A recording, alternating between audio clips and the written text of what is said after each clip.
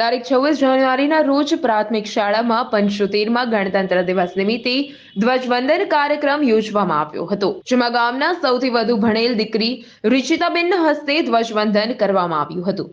ખાસ બાબત એ હતી કે તેમના લગ્ન કાલે હોવાથી તો આજે મંડપના દિવસે શાળામાં આવી ધ્વજવંદન કરી દેશ પ્રત્યેની ફરજ અદા કરી હતી। સ્વાગત ગીતથી લઈ અને દેશભક્તિ ગીત, હેલારાના અભિનય ગીતથી લઈ નાના ભૂલકાના બાળગીત અને લીલીપુટના હાસ્યમધુર ડાન્સથી લઈ મોબાઈલ જાગૃતિ સુધીના નાટકને લગતા કાર્યક્રમો યોજવામાં આવ્યા હતા। સાથોસાથ વ્યસન મુક્તિ અને રાષ્ટ્રપ્રેમ વિશે પણ વક્તવ્યો આપ્યા હતા।